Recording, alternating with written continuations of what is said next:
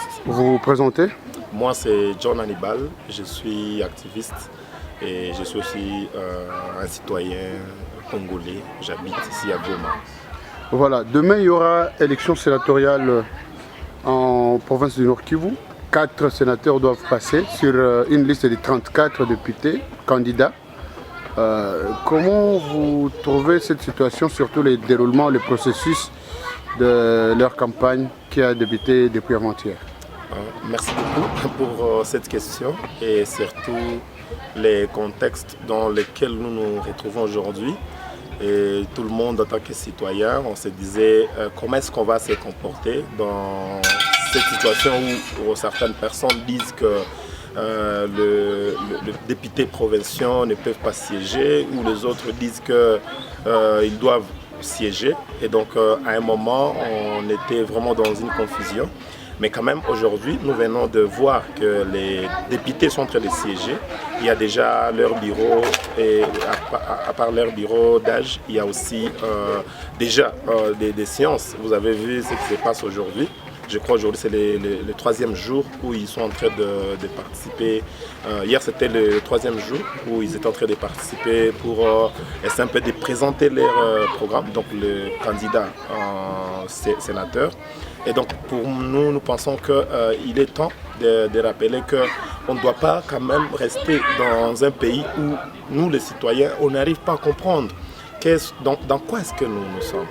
On ne sait pas. Dans cette situation d'état de siège, est-ce que les autorités acceptent que l'Assemblée provinciale puisse travailler? Et si l'Assemblée travaille, est-ce qu'ils seront en train de jouer quel rôle? Et pourtant, il n'y a pas un gouverneur. Et pour nous, nous pensons que ça, c'est vraiment une question qui demande que nous puissions être éclairés. Parce que nous, en tant que citoyens, nous avons demandé qu'on puisse lever cet état de siège. Parce que d'abord, ça n'a pas vraiment ramené la paix comme on l'attendait. Et donc l'état de siège a échoué et normalement les gouvernements ou le président de la République devraient normalement avoir le courage d'annuler en fait cette décision, malheureusement jusqu'à aujourd'hui. Alors ce qui se passe par rapport aux élections de sénateurs, nous disons encore et nous sommes en train de le dire, pourquoi est-ce qu'aujourd'hui beaucoup de gens pensent que pour changer notre pays ou pour que nous puissions accéder à un poste, qu'il faut toujours passer par des voies de corruption, ainsi de suite. Nous tous, nous sommes en train de voir et nous l'apprenons toujours comment est-ce que ça se passe. Pour que quelqu'un puisse être... lorsqu'il y a des périodes comme ça, c'est des périodes qui sont toujours mouvementées. Pas parce qu'il y a les idées, pas parce que les gens veulent changer les choses, mais vraiment parce que nous voulons que nous puissions aussi être là, pour que nous puissions aussi bénéficier de tout ce que nous sommes en train de voir. Ça veut dire que nous puissions nous enrichir en tant que des politiciens. Et normalement, ça ne devrait pas être un esprit qu'on devrait avoir en tant que des citoyens ou en tant que, surtout pour les politiciens. On devrait être vraiment des acteurs du changement, des gens qui pensent que nous devons changer notre pays et notre province. Et malheureusement, on est en train de voir ce qui se passe. Donc nous, en tant que les citoyens, on lance toujours l'appel à tous ces candidats pour leur dire qu'il est temps de revenir quand même sur terre et comprendre que nous devons changer notre province. Et pour accéder à un poste, on ne doit pas à tout moment encourager ces pratiques de corruption. Hein. Ce n'est pas normal que tu puisses donner de l'argent pour qu'on puisse te voter. Non, normalement, ça ne doit pas être ça, si nous voulons vraiment changer notre pays. Et même pour les députés aussi qui vont élire, ce n'est pas normal que vous puissiez élire quelqu'un juste parce qu'il vous a donné de l'argent. Normalement, on devrait élire quelqu'un parce que j'ai entendu son projet de société, ses idées, et sur base de ça, on peut voter quelqu'un. Malheureusement, chez nous, ça ne se passe pas comme ça. Mais quand même, nous pensons que ces députés, aujourd'hui, ils vont encore écouter notre voix, nos propositions, juste pour leur dire il faut voter une personne qui mérite. Quelqu'un, pas parce qu'il vous a donné de l'argent, mais parce que nous pensons que il peut changer en fait la situation dans laquelle nous sommes en train de vivre. Nous avons 5 ans, lorsque nous mettons, comment je peux dire, nous envoyons nos sénateurs à Kinshasa, c'est pour que ces sénateurs puissent aller travailler pour nous, le peuple. Et donc si nous mettons encore pour ces 5 ans des gens qui ne vont pas vraiment travailler pour nous, la population, nous sommes en train de pénaliser toute cette population qui attend beaucoup de nous. Et surtout que nous sommes une province où il y a beaucoup de guerres, il y a beaucoup d'insécurité. On devrait avoir des gens qui se soucient vraiment de la situation de notre population que juste pour aller s'enrichir.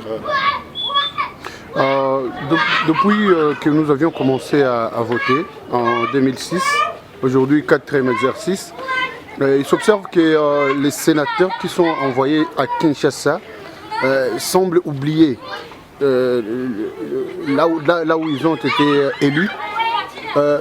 Qu'est-ce que vous dites aussi par rapport à ça? Parce qu'on a vécu cela tous, les sénateurs, une fois envoyés à Kinshasa, ils semblent oublier. Moi je pense, c'est vrai, c'est un défi aussi, le fait que les élections sénatoriales, ce sont les élections qui sont indirectes, et ça aussi c'est un défi, parce que la plupart des gens qui passent comme sénateurs, pour la plupart, ce sont des gens qui viennent, qui ne comprennent pas même ce qui se passe sur terrain. Quelqu'un peut venir de quelque part, il vient, il n'était pas même actif dans les activités dans la communauté, mais quand même, comme c'est une personne qui vient juste, qui a été votée parce qu'il a donné son argent. Et c'est normal, c'est pour cela que vous voyez des gens que nous envoyons là-bas, ils reviennent sans pour autant faire leur travail. Parce que pour que vous puissiez répondre, pour que vous puissiez faire un bon travail, normalement, ça devrait être un travail il fallait se rassurer que tout ce que nous sommes en train de faire, nous sommes en train de vouloir donner une voix à cette population qui nous a voté. Malheureusement, comme c'est indirect, on a tendance à dire que j'ai été voté par mon argent et ça veut dire que je n'ai rien à foutre avec toute cette population. Et nous, on continue toujours à proposer que pour des élections comme ça, qui ont beaucoup d'enjeux, que nous puissions toujours voir comment on peut même les faire en voie qui est directe. Ça veut dire on vote le député provinciaux et aussi on vote les sénateurs. Peut-être que ça peut aussi nous aider à régler certaines questions. Donc moi je pense que toutes ces personnes qui partent à Kinshasa pour la plupart, pour les scrutins que nous passons, je pense pour la plupart c'est parce que ce sont des gens qui ont été votés par des députés provinciaux après avoir donné des moyens, de l'argent. Peut-être quelqu'un a été voté juste parce qu'il fait partie de telle tribu et pour lui il a accédé à ces postes facilement. Et bon, ça ne regarde pas le fait de dire que je dois travailler pour la population. Le Sénat est la chambre haute du Parlement et est considéré comme le haut conseil d'une nation. Qu'est-ce que vous pouvez dire à ces gens qui normalement devaient être vraiment les conseillers de la nation, mais qui sont les premiers à faire des bavures dans la capitale à Kinshasa? Moi je pense, et je continue toujours à le dire, il y a un grand rôle d'abord. Nous, surtout les citoyens, la population, un grand rôle que nous devons jouer. Et ça veut dire que nous devons prendre conscience et savoir que tous ces gens que nous envoyons indirectement au Sénat, ce sont des gens qui ne nous respectent pas pour la plupart. Et si nous, les citoyens, on n'arrive pas à s'organiser pour constituer en fait une pression derrière eux, je vous dis, on ne va rien voir. Et c'est pour cela qu'on continue toujours à mobiliser d'autres citoyens pour que, même si nous envoyons le gens à Kinshasa, toutes ces personnes que nous allons, qui seront là à notre nom en tant que des citoyens, que nous puissions avoir vraiment un mécanisme pour essayer un peu de les demander les comptes. Et ça, on doit le faire. Le fait que nous aussi, en tant que les citoyens, on ne joue pas ce grand rôle, c'est pour cela qu'ils partent et ils savent que bon, ils ne seront pas redevables envers nous et ils restent là dans l'irresponsabilité totale. Donc nous devons être exigeants envers eux, nous devons nous rassurer qu'une fois ils sont votés, quels sont les mécanismes que nous pouvons mettre ensemble. Nous sommes nombreux, nous avons beaucoup de structures ici, nous avons la société civile qui est là, et donc on devrait s'organiser, se mobiliser pour essayer de mettre une pression envers ces gens, surtout les députés et les sénateurs qui vont nous représenter. J'ai suivi 2 jours, pendant les 2 premiers jours de campagne, presque tous les sénateurs dans son discours, il revenait toujours sur la levée de l'état de siège. Est-ce une récupération politique? Non, je ne pense pas que ça puisse être directement interprété comme ça. Ça dépendra aussi de la motivation de tout et chacun. Mais moi, je pense que nous tous, en tant que citoyens, c'est notre revendication. Ça fait déjà des années que nous sommes en train de revendiquer qu'on puisse lever l'état de siège. Malheureusement, le chef de l'État essaie un peu de forcer jusqu'à aujourd'hui pour ne pas accepter de lever ça. Mais vraiment, les citoyens, nous pensons qu'il n'y a plus vraiment besoin de rester avec un état de siège qui n'arrive pas à répondre à nos besoins. Vous avez vu, lorsqu'on avait mis en place cet état de siège, on savait que le gouverneur militaire vient pour vraiment ramener la paix. Et il devrait même être le chargé des opérations. Et aujourd'hui, le gouverneur est devenu quelqu'un qui se dit, bon, moi je suis là pour le développement. Bon, on ne dit pas qu'il ne doit pas aussi jouer son rôle du gouverneur, mais quand même, si nous pensons que le gouverneur reste juste pour des questions de développement, construire de rues, ou je ne sais pas, balayer des toilettes, bon, si c'est ça, bon, je pense qu'on peut ramener encore le gouverneur civil, comme ça on saura que nous avons quelqu'un, nous avons une autorité qui peut être contrôlée, parce qu'il y a l'Assemblée provinciale qui est là et l'autorité doit être redevable devant une institution. Et une institution provinciale que nous avons ici, c'est l'Assemblée provinciale qui va appeler le gouverneur militaire pour venir répondre. Il ne peut pas parce qu'il y a un état de siège. Mais nous pensons qu'on doit continuer toujours à mettre de la pression pour qu'on puisse lever cet état de siège. Ça, c'est le peuple, c'est toute la population qui est d'accord avec ça. Il y avait même des assises à Kinshasa où nous tous nous avons participé en tant que couche de la société civile. Et l'idée vraiment, c'était de dire qu'on doit lever l'état de siège. Mais malheureusement, on continue à forcer. Aujourd'hui, les candidats sénateurs sont en train de revenir sur ça. Bon, c'est aussi leur moyen de peut-être de vouloir montrer aux citoyens qu'eux aussi portent cette voix ou ces combats-là de l'état de siège. Mais bon, pour moi, je ne sais pas, ils sont motivés par quoi? Ça peut aussi être le discours peut-être de démagogie, parce qu'ils savent toujours qu'ils peuvent bien dire ce que le peuple a besoin d'écouter ou d'attendre. Mais tout ce que nous attendons est que ces gens puissent jouer leur rôle. Et que nous, les citoyens, nous sommes là. On va s'organiser, on va continuer à s'organiser pour rendre ces gens redevables envers nous en tant que citoyens. S'il n'y aura pas des institutions, s'il n'y aura pas de gens qui vont suivre, mais nous, en tant que citoyens, on doit continuer à suivre pour les ramener à être redevables et à répondre aux questions que nous leur avons données en tant que citoyens. Monsieur John Hannibal, peut-être pour clore ce premier chapitre, selon vous, quel serait le profil des bons sénateurs? Dire qu'est-ce que nous pouvons donner comme critère pour être un bon sénateur. Moi, je pense que d'abord, c'est quelqu'un qui doit être patriote. Et lorsque je dis patriote, ça veut dire quelqu'un qui aime d'abord sa patrie, notre pays. Quelqu'un qui pense que nous devons changer vraiment notre pays. Et ça, c'est le premier des critères. Mais deuxièmement, moi je pense que ça doit être aussi important qu'un sénateur puisse être quelqu'un qui vient de la communauté. Pas quelqu'un qui vient, tu fais des années, tu ne maîtrises même pas ce qui se passe dans ta province, mais quand même tu veux représenter cette province. Et moi je ne vois pas que ça sera normal que nous puissions encourager les députés de voter des gens qui viennent, je ne sais pas d'où, juste parce qu'il a habité quelques jours ici à Goma et puis il dit non, moi je suis votre enfant, je viens de tel endroit, je ne sais pas. Moi je pense qu'il doit être quelqu'un qui comprend notre situation. il doit être quelqu'un qui porte les idées. Et si on devrait exagérer, même si aujourd'hui on ne peut pas trouver ces gens-là, il doit être quelqu'un qui n'est pas médiocre. Et lorsque je dis médiocre, ce sont ces gens qui ont dirigé ces pays il y a longtemps, ces politiciens qui ont eu des postes il y a longtemps, mais qui continuent toujours à revenir. Normalement, ça ne doit pas être des gens comme ça. Parce qu'au moins, eux, nous avons vu comment est-ce qu'ils ont échoué et ils ne doivent plus revenir. Mais comme c'est indirect, on ne sait pas comment nous, la population, doit agir directement. Mais on est en train de...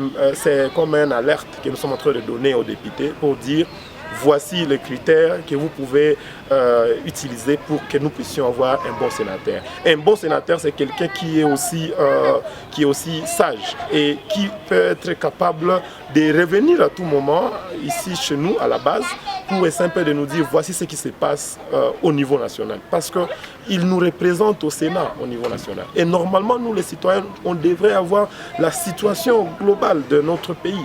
Mais lorsque un sénateur, lorsqu'il est à Kinshasa, après, lors des vacances, il part par exemple à l'étranger, il refuse de revenir ici pour venir rencontrer les citoyens pour encore écouter nos problèmes. Ça nous montre qu'il n'y a pas vraiment le respect aux citoyens. Et nous, en tant que peuple, on doit continuer à, comme je le disais toujours, à mettre de la pression derrière ces gens-là, à être une pression derrière ces gens pour qu'ils puissent nous respecter. Prenons l'exemple de la province du Nord Kivu, où nous habitons. La province qui sera représentée par 4 sénateurs.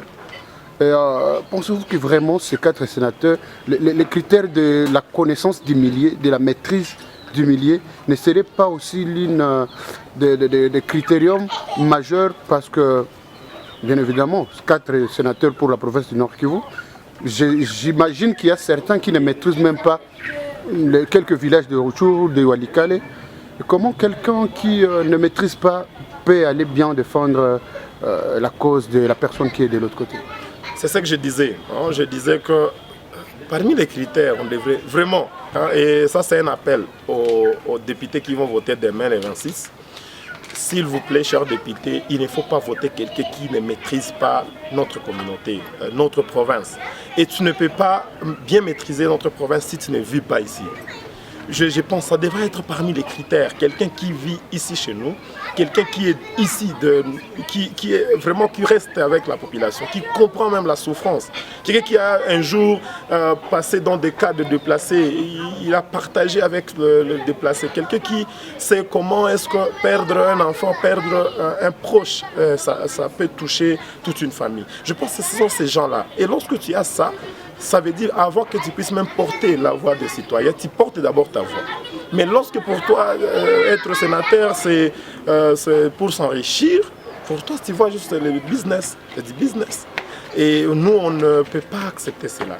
Il y a aussi un aspect qu'on voulait soulever, qu'on doit aussi savoir comment est-ce que, si vraiment, et d'ailleurs c'est un appel aussi, une alerte que nous sommes en train de lancer, surtout à la justice, de suivre bien. Ce n'est pas normal qu'on puisse accepter que pour que quelqu'un puisse aller voter, surtout pour les députés provinciaux qui vont voter, que tu puisses aller avec un téléphone. Normalement, on doit refuser cela. Parce qu'il y a des gens qui commencent même à contrôler les votes des députés. Et c'est comme ça qu'un député, comme il peut y avoir quelque chose comme don, je ne sais pas, ou comme ce qu'on appelle ici le fait d'encouragement, mais normalement c'est une forme de corruption. Parce qu'on ne peut pas encourager avec quelqu'un avec des milliers de dollars. Mais si on devrait interdire l'accès à l'isoloir avec les téléphones, ça devrait aussi aider cette communauté. Parce que même si tu me donnes ton argent, mais tu n'es pas là, je vais voter selon mon cœur, selon ce que moi je pense qui est idéal. Malheureusement, je ne sais pas si ça va être suivi, mais nous, on devrait vraiment préférer que ça soit ainsi. Monsieur John Hannibal, parlons de la situation qui fait la une. Il y a les forces, les éléments de la SADC qui étaient en Zimbabwe, qui ont été dépêchés en RDC. Apprenons que c'est par rapport au coup d'État qui a raté en RDC. Comment vous sentez aussi cette situation? C'est cette même question qui est en train de revenir, surtout lorsqu'on parle des troupes étrangères qui viennent ici chez nous lorsqu'il y a le problème. Ce n'est pas seulement ces troupes qui viennent du Zimbabwe, mais nous avons vu aussi des troupes, même avant, qu'on avait déployées ici, même les AC, ainsi de suite. Et nous, les citoyens, on continue à les dire que pour résoudre nos problèmes, nous ne sommes pas obligés à tout moment de recourir aux forces étrangères. Ce n'est pas normal que dans notre pays, nous puissions avoir presque tous les pays qui vont venir ici juste pour venir nous aider. Et pourtant, nous-mêmes, à un moment, on n'arrive pas à bien s'organiser. Et je pense, et je continue à le dire, nous devons d'abord organiser notre armée.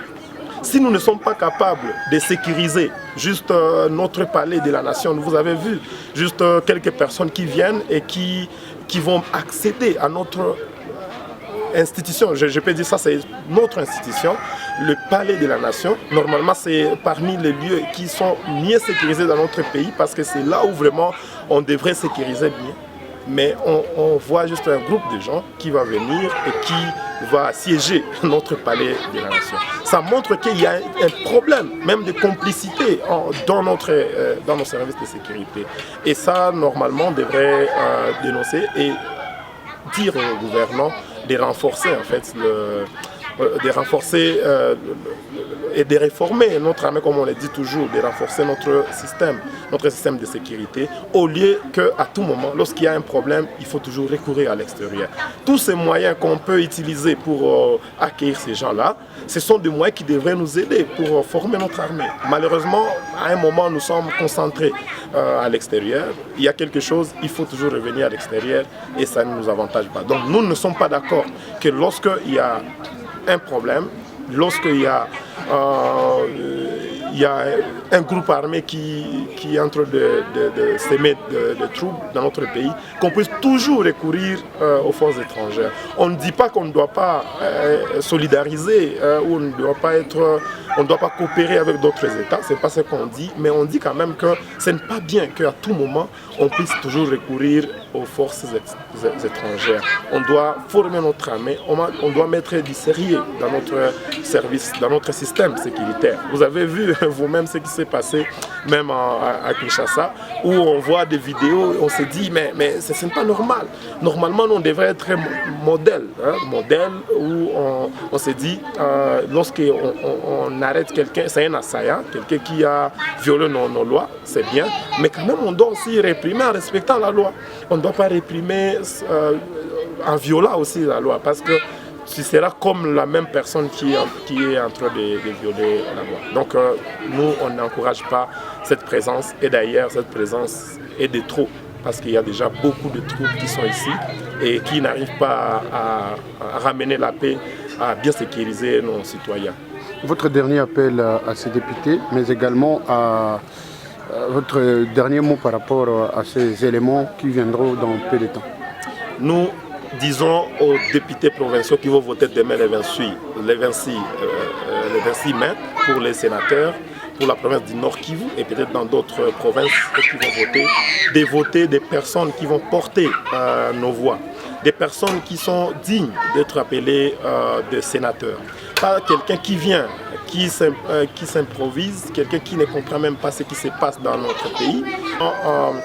Trouver en train de faire ces pratiques de corruption, nous allons toujours alerter le service ça veut dire la justice, pour qu'il puisse être écouté par notre justice, parce que c'est une infraction, la corruption, on ne doit pas aussi encourager cela. Mais à ce qui concerne aussi les troupes qui sont en train de venir, nous allons dire au gouvernement de toujours comprendre que pour changer notre pays, nous avons besoin d'une armée forte. Une armée qui est réformée, une armée digne d'appeler armée, et pas toujours revenir à tout moment, aller à l'extérieur lorsqu'il y a des problèmes qui nous guettent. Merci beaucoup, John. Merci aussi.